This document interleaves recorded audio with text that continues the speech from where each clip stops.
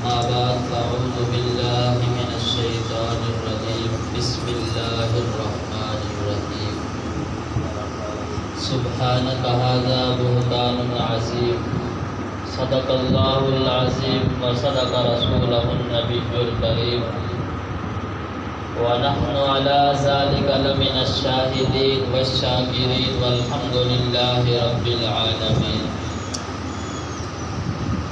إن الله وملائكته يصلون على النبي يا أيها الذين آمنوا صلوا عليه وسلموا تسليما الصلاة والسلام عليك يا سيدي يا رسول الله وعلى آلك وأصحابك يا سيدي يا حبيب الله الصلاة والسلام عليك يا سيدي يا نور الله وعلى آلك وأصحابك يا سيدي يا نبي الله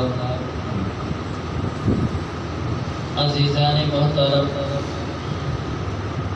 کل میں نے عرض کیا تھا کہ آئندہ کل انشاءاللہ ہماری گفتگو کا جو موضوع ہوگا وہ شان ام عائشہ صدیقہ رضی اللہ تعالی عنہ ہوگا۔ رمضان المبارک کی 17 تاریخ کو آپ نے اس دنیا سے رحلت فرمائی ہے۔ آپ کی شان اور آپ کی عظمت کی کیا ہی کہنے ہیں، اس کی عظمت اور شان کو بیان کرنے کے لیے اللہ تعالیٰ آسمان سے قرآن نازل فرمائے، اس کی عظمت اور شان کیا ہوگی؟ اگر ہم ساری عمر بیٹھے رہیں بیان کرتے رہیں تو ہم ام عائشہ صدیقہ رضی اللہ تعالیٰ عنہ کی شان اور عظمت کو بیان کرنے کا حق ادا نہیں کر سکتے۔ اس سے بڑی عظمت کیا ہوگی کہ آپ کا نکاح حضور علیہ السلام کے ساتھ ہوا ہے، امام الانبیاء کے ساتھ، تمام نبیوں کے سردار کے ساتھ، اور پھر نکاح کرانے والا بھی کوئی دنیا دار نہیں تھا، میرا اور آپ کا رب تھا۔ اللہ جل شانہ نے آسمان پہ ام عائشہ صدیقہ رضی اللہ تعالی عنہ حضور علیہ السلام کا نکاح فرمایا۔ اس سے بڑی اور عظمت کیا ہوگی؟ حدیث میں آتا ہے کہ جبرائیل امین حضور علیہ السلام کے دربار کے اندر حاضر ہوئے اور ایک ریشم کے کپڑے کے اندر ام عائشہ صدیقہ رضی اللہ عنہ کی صورت لے کر آئے اور فرمایا یا رسول اللہ صلی اللہ علیہ وسلم یہ آپ کی رفیقہ حیات ہے۔ آپ کی عظمت کی کیا کہتے ہیں؟ ام عائشہ صدیقہ رضی اللہ عنہ فرماتی ہے کہ میں سحری کا وقت ہے، کپڑے سلائی کر رہی تھی، مجھ سے سوئی گم ہو گئی۔ حضور اکرم صلی اللہ علیہ وسلم تشریف لائے، آپ کے چہرے انور کے سے اتنا نور نکلا، اتنی روشنی نکلی کہ پورا کمرہ روشن ہو گیا اور مجھے سوئی نظر آ گئی۔ تو میں نے عرض کی یا رسول اللہ صلی اللہ علیہ وسلم آپ کا چہرہ انور کتنا منور اور روشن ہے۔ حضور اکرم صلی اللہ علیہ وسلم نے فرمایا بدبخت ہے وہ شخص جو قیامت والے دن اس چہرے کو نہیں دیکھ سکے گا۔ تو اماں فرماتی ہے میں نے عرض کیا یا رسول اللہ وہ بدبخت شخص کون ہے صلی اللہ علیہ وسلم؟ تو حضور علیہ السلام نے فرمایا وہ شخص جو بخیل ہے۔ تو میں نے عرض کیا یا رسول اللہ صلی اللہ علیہ وسلم بخیل کون ہے؟ تو آپ نے فرمایا کہ جس کے سامنے میرا نام لیا جائے اور وہ مجھ پہ درود نہ پڑے وہ بخیل شخص ہے۔ کل قیامت والے دن اسے میرے چہرے انور کی زیارت نہیں ہوگی۔ تو حضور علیہ السلام کی ذات بابرکات پر جتنا ہو سکے، جتنا زیادہ ہو سکے آپ کی ذات میں درود بھیجا کریں۔ جو بھی آتا ہے حضرت قاسم بن محمد بن ابو بکر، حضرت ابو بکر صدیق رضی اللہ تعالی عنہ کے پوتے اور محمد کے بیٹے اور ام عائشہ صدیقہ رضی اللہ تعالی عنہ کے بھتیجے۔ آپ فرماتے ہیں کہ ام عائشہ صدیقہ رضی اللہ تعالی عنہ نے کبھی تہجد قضا نہیں کی، باقاعدگی کے ساتھ تہجد کی نماز آپ ادا فرماتے تھے۔ اور سخاوت کا یہ عالم تھا کہ آپ کی خدمت میں تو آپ نے فوراً فرمایا کہ ان کو صدقہ کر دیں، لوگ غریب لوگوں میں ان کو تقسیم کر دیں۔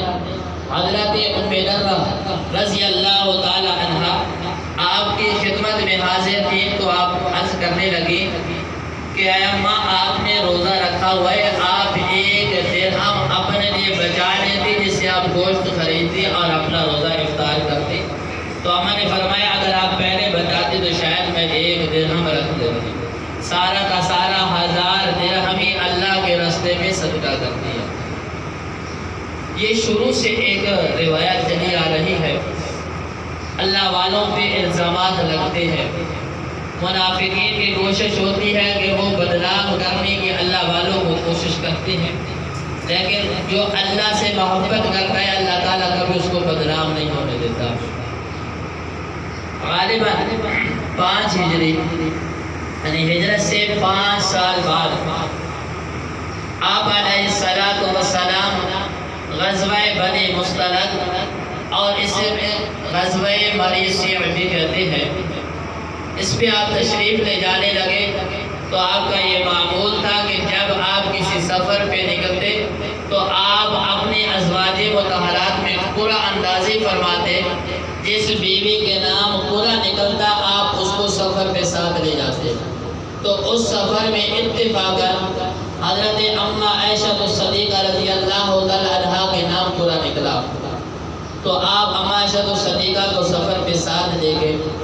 جب وہ سفر پہ واپسی ہو رہی تھی، مدینہ کے قریب تھے، ایک جگہ پہ آپ نے قیام فرمایا، تو اماں عائشہ الصدیقہ رضی اللہ تعالی عنہا قضائے حاجت کے لیے تشریف لے گئی۔ واپس آئے جب تو کیا دیکھتی ہے کہ میرا ہار گم ہو چکا ہے۔ آپ اس ہار کی تلاش میں دوبارہ واپس تشریف لے گئے اور ہار تلاش کرتے کرتے کافی دیر ہو گئی، اور اتنی دیر میں قافلہ نکل گیا۔ جب اب واپس تشریف لائی تو کیا دیکھتی ہیں کہ قافلہ نکل چکا ہے۔ اب آپ دوبارہ وہاں تشریف لے لیں کہ لوگ مجھے تلاش کرنے کے لیے آئیں تو آسانی سے مجھے تلاش کر لیں۔ اب وہاں جا کر بیٹھتی ہے، نیند آ جاتی ہے، سو جاتی ہے۔ صبح کا وقت ہوتا ہے تو صفوان بن معطل رضی اللہ تعالی عنہ آپ تشریف لے کے آ رہے ہیں، کیا دیکھتے ہیں کہ کوئی باپردہ عورت سوئی ہوئی ہے۔ جب آپ نے دیکھا تو آپ نے انا للہ و انا الیہ راجعون پڑھا، قریب آ کر اپنی سواری روکی۔ اماں عائشہ الصدیقہ نے اس وقت جب پردے کا حکم نازل نہیں ہوا تھا، صفوان بن معطل کو دیکھا تھا تو آپ نے پہچان لیا، آپ سواری پہ سوار ہو گئے۔ اب صفوان بن معطل پیدل چل رہے ہیں اور اماں عائشہ الصدیقہ رضی اللہ تعالیٰ عنہ سواری پہ سوار ہے۔ جب آپ اپنے مقام پہ پہنچے تو عبداللہ بن ابی جسے رئیس المنافقین کہتے ہیں، اس نے معاذ اللہ ثم معاذ اللہ ثم معاذ اللہ اماں عائشہ الصدیقہ رضی اللہ عنہ پہ الزام لگا دیا کہ آپ نے صفوان بن معطل کے ساتھ بدکاری کی ہے، معاذ اللہ۔ جب یہ بات نکلی تھی کہ پورے مدینے میں یہ بات پھیل گئی، اماں عائشہ الصدیقہ رضی اللہ تعالیٰ عنہ اتنا پریشان ہوئی کہ آپ ہر وقت روتے رہتے۔ بالآخر آپ نے حضور علیہ السلام سے اجازت چاہی کہ میں اپنے باپ کے گھر چلی جاؤں۔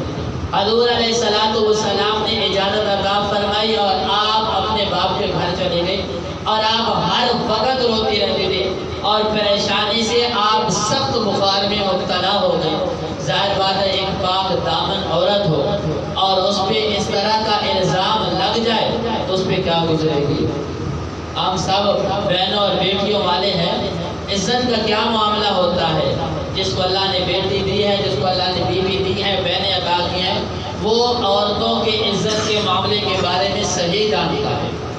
اب حضور علیہ السلام خود بھی پریشان ہیں اور اگر اماں عائشہ الصدیقہ بھی پریشان ہیں۔ کافی دن کو تقریباً 1 مہینے کا عرصہ گزر گیا تو آقا علیہ السلام نے اپنے صحابہ کرام سے مشورہ کیا، ایک صحابی کو بلایا کہ آپ اس معاملے کے بارے میں کیا کہتے ہیں۔ حضرت علی رضی اللہ تعالیٰ عنہ سے پوچھا تو آپ رضی اللہ تعالیٰ عنہ فرمانے لگے کہ اللہ تعالیٰ آپ کے معاملے میں سختی نہیں فرمائیں گے کہ اگر وہ پاک غلطی ہو گئی تب بھی اللہ تعالیٰ وحی کے ذریعے اس معاملے میں آسانی فرما دیں گے۔ پھر حضرت اسامہ بن زید رضی اللہ تعالیٰ عنہ سے حضور اکرم صلی اللہ علیہ وسلم نے پوچھا تو آپ یہی فرمانے لگے کہ میں اماں عائشہ الصدیقہ رضی اللہ تعالیٰ عنہا کے بارے میں بھلائی کو دیکھتا ہوں، برائی کو نہیں دیکھتا ہوں۔ آپ نے حضرت عمر فاروق رضی اللہ تعالیٰ عنہ سے جب سوال کیا تو آپ فرمانے لگے یا رسول اللہ صلی اللہ علیہ وسلم، اماں عائشہ الصدیقہ کے ساتھ آپ نے خود نکاح نہیں کیا، اپنی مرضی سے نہیں کیا، بلکہ آپ کا نکاح اللہ تعالیٰ نے فرمایا ہے۔ آپ کا رشتہ جو ہے وہ اللہ تعالیٰ نے فرمایا ہے۔ وہ رب جو آپ کے جسم میں یہ گوارا نہیں کرتا کہ ایک مکھی بیٹھ جائے، چونکہ وہ مکھی گندگی میں بیٹھتی ہے، وہ ناپاک ہے، وہ آپ کے جسم پہ بیٹھ جائے، وہ رب اس کیسے گوارا کرتا ہے ایک ناپاک عورت، ایک زانیہ عورت، ایک فاحشہ عورت وہ آپ کی زوجیت میں آ جائے، آپ کے بستر پہ آ جائے، ایسے نہیں ہو سکتا۔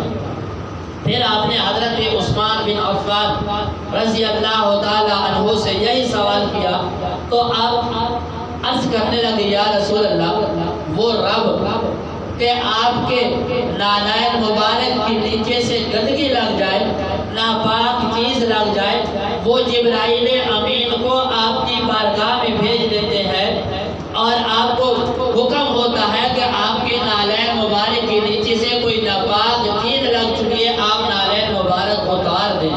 جو رب آپ کے نالین مبارک پہ گندگی کو برداشت نہیں کرتا، وہ ایک ناپاک عورت کو آپ کی زوجیت میں کیسے برداشت کر سکتا ہے؟ ایسے نہیں ہو سکتا کہ اماں عائشہ الصدیقہ رضی اللہ تعالی عنہا کے اندر کوئی عیب ہو اور وہ آپ کی زوجیت میں رہیں، لہٰذا آپ کے ساتھ اللہ تعالیٰ آسانی والا معاملہ فرمائیں گے، وہی نازل فرمائیں گے اور اس معاملے کو اللہ تعالیٰ حل فرمائیں گے۔ جب 29 دن گزرے تو حضور علیہ السلام سیدنا صدیق اکبر رضی اللہ تعالیٰ عنہ کے گھر تشریف لے گئے۔ آپ نے حضرت اماں عائشہ الصدیقہ رضی اللہ تعالیٰ عنہ سے مخاطب ہو کر فرمایا کہ اے عائشہ، اگر آپ سے غلطی ہو گئی ہے تو آپ اللہ تعالیٰ سے معافی مانگ لیں۔ جب بندہ اپنے غلطی کا اقرار کر لیتا ہے اور اللہ تعالیٰ سے معافی مانگتا ہے تو اللہ تعالیٰ معاف فرما دیتے ہیں۔ اگر آپ سے غلطی نہیں ہوئی ہے تو اللہ تعالیٰ ہمارے ساتھ آسانی والا معاملہ فرمائیں گے۔ ابھی آپ وہاں سے اٹھے نہیں تھے کہ اللہ تعالیٰ نے جبرائیل امین کو بھیجا، سبحانک ھذا بہتان عظیم کا تمغہ دے کر بھیجا کہ اماں پاک ہیں، آپ پاک ہیں، یہ الزام لگانے والے، بہتان لگانے والے جھوٹے ہیں، بہتان لگانے والے جھوٹے ہیں۔ اور اماں کی عظمت میں، شان میں اور اس پاکی کو بیان کرنے کے لیے اللہ تعالیٰ نے پوری سورۃ النور نازل فرمائی ہے اور اللہ تعالیٰ نے آپ کی ایسی پاکی بیان فرمائی ہے، ایسی پاکی بیان فرمائی ہے کہ قیامت تک قرآن باقی رہے گا تو اماں عائشہ الصدیقہ کی پاک دامنی قیامت تک باقی رہے گی۔ جب تک قرآن پڑھا جاتا رہے گا اماں عائشہ الصدیقہ کی پاک دامنی بیان ہوتی رہے گی۔ تو یہاں پر مقصد شان اور عظمت کو بیان کرنے سے ان سے سبق حاصل کرنا ہوتا ہے۔ آج ہمارا معاشرہ کس قدر بگڑا ہوا ہے، اگر آج ہماری ماں، بہن، بیٹی پہ کوئی الزام لگا دے بغیر کسی تصدیق کے، ہمارے گھر تباہ ہو جاتے ہیں۔ ہمارے معاشرے میں ایسے روزمرہ مسائل ہیں، آپ نے بھی دیکھے ہوں گے۔ اب حضور علیہ السلام کے ازواج مطہرات، آپ کی زوجہ محترمہ ہے، الزام لگائے اور نبوت کا مسئلہ ہے کہ آپ نے قیامت تک کے لوگوں کے لیے اسوہ حسنہ بننا ہے۔ وہاں تو معاملہ ہم سے زیادہ حساس ہونا چاہیے تھا۔ آپ تو فوراً اماں کو طلاق دیتے اور آپ سے جدا فرما دیتے، ایک ناپاک عورت میرے نکاح میں آ گئی ہے، نبوت کا مسئلہ ہے۔ لیکن آپ نے کس طرح تحمل سے کام لیا اور اپنے دوستوں کو بلایا، اپنے صحابہ کو بلایا اور کس قدر شائستگی کے ساتھ ان سے مشورہ کیا اور مشورہ دینے والوں نے پھر کس طرح کمال مشورہ دیا ہے۔ اگر اگر ہمارے ہمسائے میں رشتہ داروں میں کوئی ایسا معاملہ بن جائے تو ہم اس طرح اس معاملے کو ڈیل کریں تاکہ اس گھر کے اندر وہ معاملہ تباہی کا سبب نہ بنے، کسی کی بہن کسی کی بیٹی وہ اپنا گھر تباہ کر کے اپنے گھر میں نہ بیٹھ جائے۔ ہم جتنی ممکن ہو سکے کوشش کریں کہ اس کا گھر جو ہے وہ بن جائے، وہ اجڑے نہ۔ اب پھر حضور علیہ السلام کی شفقت اور رحم دلی دیکھیں، وہی شخص کتنا غلیظ الزام لگایا ہے۔ اگر آج ہماری کوئی ماں بہن بیٹی بھی اس طرح کا الزام لگائے تو قیامت تو آ سکتی ہے، لیکن ہم اس کا سلام لینا گوارا نہیں کریں گے، برداشت نہیں کریں گے۔ وہی بے ایمان شخص عبداللہ بن ابی جب وہ مرا تو اس کا بیٹا جو کہ اسلام لا چکا تھا وہ حضور کے دربار میں تشریف لائے تو حضور علیہ السلام اس کا جنازہ پڑھانے کے لیے تشریف لے گئے۔ حضرت عمر فاروق رضی اللہ تعالیٰ عنہ نے اس وقت فرمایا تھا، یا رسول اللہ صلی اللہ علیہ وسلم، ہمیں ابھی تک اماں عائشہ صدیقہ کے آنسو نہیں بھولے۔ یہ وہ بدبخت شخص ہے جس نے اماں پہ الزام لگایا تھا، لہٰذا آپ اس کا جنازہ نہ پڑھائیں۔ آپ نے جنازہ بھی پڑھایا اور اپنی قمیض مبارک بھی کفن کے طور پر اس بدبخت کو دی ہے۔ کتنی رحمت دلی ہے۔ وما ارسلناک الا رحمۃ للعالمین کا تمغہ کوئی ایسے تو نہیں ملا ہے۔ لیکن وہ جنازہ پڑھانے کے بعد، وہ جنازہ تو آپ نے پڑھا، اس کے بعد اللہ تعالیٰ نے قرآن کے اندر آیت نازل فرمائی کہ آج کے بعد آپ نے کسی منافق کا جنازہ نہیں پڑھانا ہے۔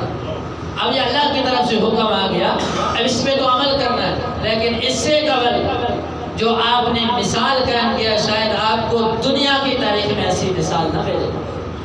آپ کتنا پریشان رہے، پورے 29 دن پریشانی کے عالم میں گزارے، اور اماں عائشہ صدیقہ پورے 29 دن روتی رہی، رات دن آپ کے آنسو خشک نہیں ہوتے تھے۔ تو آپ ہمارے لیے مثال ہے۔ بالآخر وہ آپ کی رفیقہ حیات اور پھر عظمت دیکھیں۔ جب آپ غار میں تشریف لے گئے، گود صدیق کی ہے، سر مبارک نبی علیہ السلام کا ہے، جب آپ اس دنیا سے جا رہے ہیں ظاہری پردہ فرما رہے ہیں، گود صدیق کی بیٹی صدیقہ کی ہے، اور سر مبارک جناب محمد رسول اللہ صلی اللہ علیہ وسلم کا ہے۔ اور اماں فرماتی ہیں کہ جب حضور علیہ السلام کا سر میری گود میں تھا تو ایک پانی کا پیالہ پڑا ہوا تھا، آپ علیہ السلام اپنے ہاتھ مبارک اپنے دست مبارک اس میں ڈبوتے اور اپنے چہرے پہ پھیرتے اور پھر فرماتے للموت سکرات، للموت سکرات، کہ موت کی سختی ہے۔ اتنے میں عبد الرحمن حضرت صدیق اکبر رضی اللہ تعالیٰ عنہ کے صاحبزادے تشریف لائے، آپ کے ہاتھ میں مسواک تھی، تو اماں نے حضور علیہ السلام سے پوچھا، یا رسول اللہ صلی اللہ علیہ وسلم میں آپ کے لیے مسواک نہ لوں؟ تو آپ نے زبان سے نہیں بلکہ ویسے اشارہ ہاں میں کیا کہ ہاں لو۔ آپ نے مسواک لی، حضور علیہ السلام کو پیش کی، کیونکہ آپ مرض الموت میں تھے اور مسواک سخت تھی، تو آپ نے دوبارہ اشارہ کر فرمایا، تو اماں عائشہ صدیقہ نے اپنے منہ مبارک میں وہ مسواک لی، مسواک کو چبایا اور نرم کیا اور پھر نرم کر کے حضور علیہ السلام کو پیش کی ہے۔ اور آپ جب دنیا سے پردہ فرما رہے ہیں، اماں عائشہ صدیقہ رضی اللہ تعالی عنہا کی گود میں ہے۔ اس سے بڑی اور کوئی سعادت ہو سکتی ہے؟ اگر آج 1400 سال بعد کوئی اماں عائشہ صدیقہ رضی اللہ تعالی عنہا کی پاک دامنی پہ سوال کرتا ہے تو اس سے بڑا بدبخت شخص کوئی نہیں ہے۔ پھر آپ بغیر سوچے سمجھے اس کو یہ نہ کہیں کہ آپ کے پاس کیا دلیل ہے کہ اماں عائشہ صدیقہ پاک دامن نہیں تھی، بلکہ بغیر کسی دلیل کے آپ یہ یقین کر لیں کہ یہ عبداللہ بن ابی کی اولاد سے یہ لڑی چلی آ رہی ہے۔ کوئی بھی غیرت مند شخص، کوئی بھی ایمان والا شخص کسی کی ماں بہن بیٹی پہ الزام نہیں لگاتا، اور پھر نبی کی زوجہ ہو اور صدیق کی بیٹی اس پہ کوئی الزام لگائے اور وہ کہے کہ میں ایمان والا ہوں، یہ نہیں ہو سکتا۔ اور جس کو قرآن پاک کہہ رہا ہے میں نہیں آپ نہیں، جس کو قرآن کہہ رہا کہ پاک ہے اور کوئی معجزہ